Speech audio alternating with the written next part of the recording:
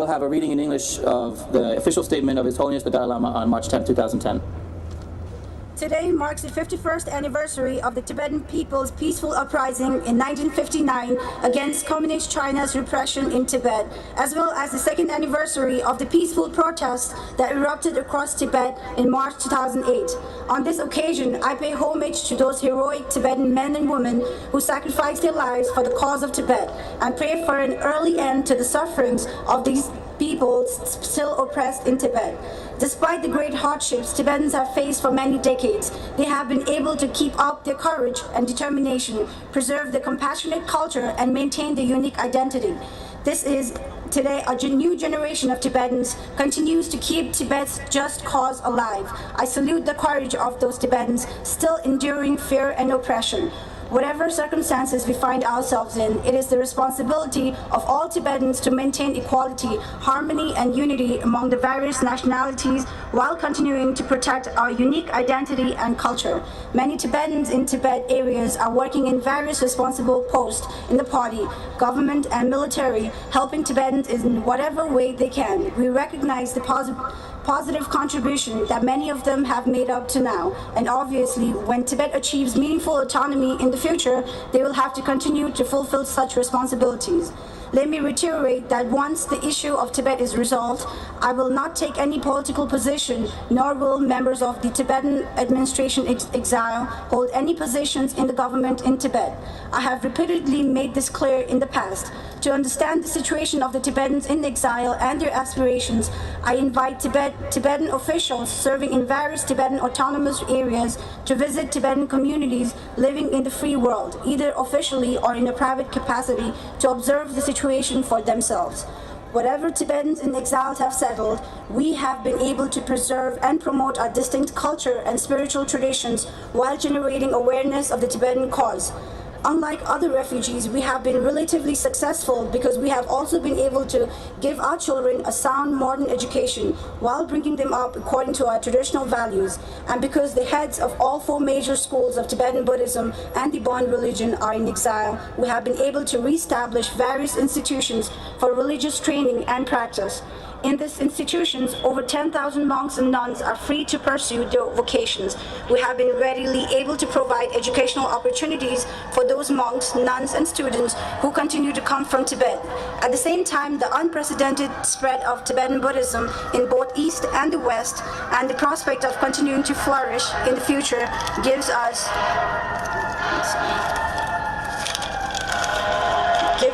hope that it may yet survive. This is some solace to us during this most critical period in Tibet's history. Today, the Chinese authorities are conducting various political campaigns, including a campaign of patriotic re-education in many monasteries in Tibet. They are putting the monks and nuns in prison-like conditions, depriving them the opportunity to study and practice in peace. These conditions make the monasteries function more like museums and are intended to deliberately annihilate Buddhism.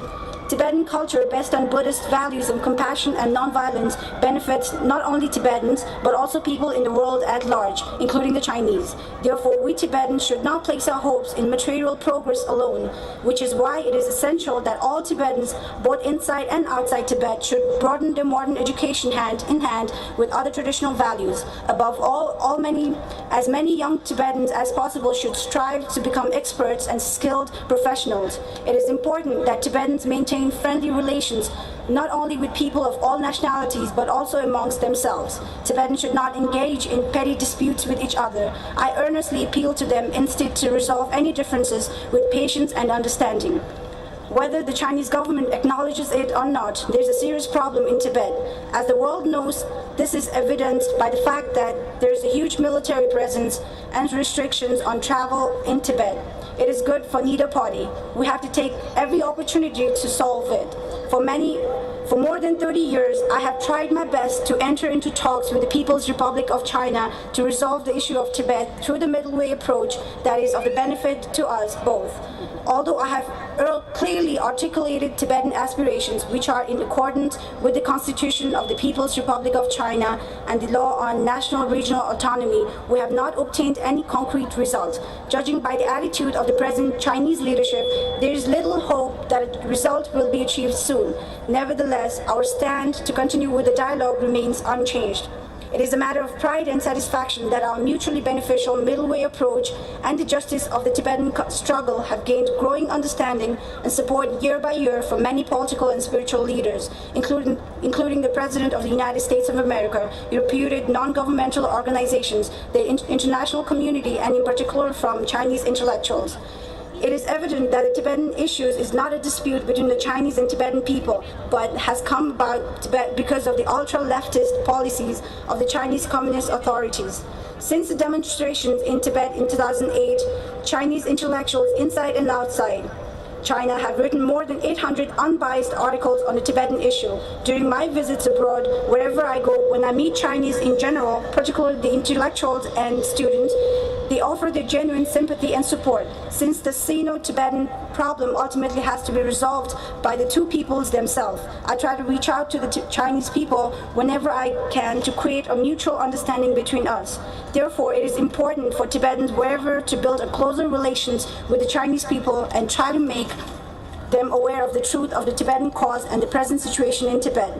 Let us also remember the people of East Turkestan who have experienced great difficulties and increased oppression, and the Chinese intellectuals campaigning for the greater freedom who have received severe sentences. I would like to express my solidarity and stand firmly with them. It is also essential that the 1.3 billion Chinese people have free access to the information about their own country and elsewhere, as well as freedom of expression and the rule of law. If there were greater transparency inside China, there would be greater trust, which would be the proper basis for promoting harmony, stability, and progress. This is why everyone concerned must exert their efforts in this direction. As a free spokesperson of the Tibetan people, I have repeatedly spelled out their fundamental aspirations to the leaders of People's Republic of China. Their lack of a positive response is disappointing. Although the present authorities have many cling to their hardline stand, judging by the political changes taking place on the international stage, as well as changes in the perspective of Chinese people, there will be a time when truth will prevail. Therefore, it is important that everyone be patient and not give up. We acknowledge the central government's new decision taken at the 5th Tibet World Forum to implement their policies uniformly in all Tibetan areas to ensure future progress and development, where the Premier Wen Jianbao also reiterated at the recent annual session of the National People's Congress.